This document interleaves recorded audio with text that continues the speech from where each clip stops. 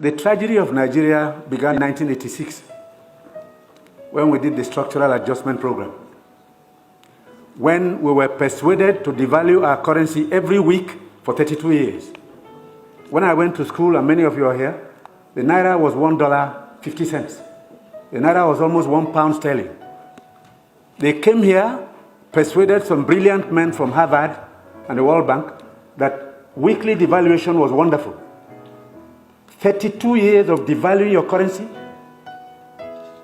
until we hit 527. And they were still telling us that the naira was still overvalued. That brought poverty, misery upon us. Then interest rates went to 30%. So nobody could build a factory, start a farm, produce anything, or create jobs. Because every time you bring in a shipload of rice, you also bring in a shipload of unemployment. Because you are transferring your wealth to sustain other economies. Somehow, Nigerians didn't notice it. So we became a nation of importers. Toothpicks. Each year it cost us $18 million. Importing toothpicks. Tomato paste, $400 million. So you talked about tomatoes now.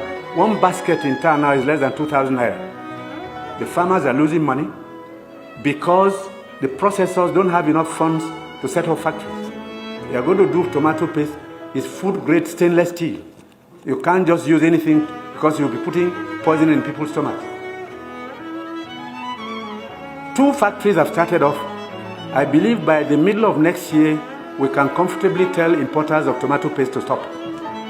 But when you do, you make enemies.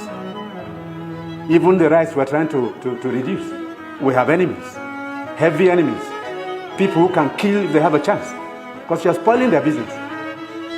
And let nobody take it lightly. These guys have seized this country's economy, they've taken us hostage, and they have no intention of giving up. Because this is a huge market, a very sweet market, and they have taken control. And I'm saying it because I have been in this business for 41 years and I can tell you some history. Abdullah Adamu is here. Import milk, sugar, toothpicks, toothpaste, handkerchiefs, pencils. We don't make. To cure Nigerians of that malady will take a while. It will take a strong government. That's the truth. And they are not happy that we're cutting down. When we cut down, they lose money there. So you see all sorts of publications. We're telling lies. We're not growing rice. We're trying to demoralize the local farmers and make sure that the economy fails. That's the story of imports. Now, I read a story recently in the newspapers. The French ambassador, the champagne ambassador in Nigeria, gave an article to The Guardian. He said Nigerians love life. We are the biggest consumers of champagne on planet Earth, more than the French who make it. There are parties you attend in some places where they only drink champagne. Of course, the individual is free to spend his money, but his money comes from Nigeria's commonwealth. So on imports, it will take a while for us to get used to local goods and accept that we should consume what we produce and produce what we want to consume. So I take your point. We have to take stern measures to cut down on imports because these young boys and girls who have no jobs today are not going to allow us to carry on enjoying life at their expense. They need jobs. They need jobs. They are children.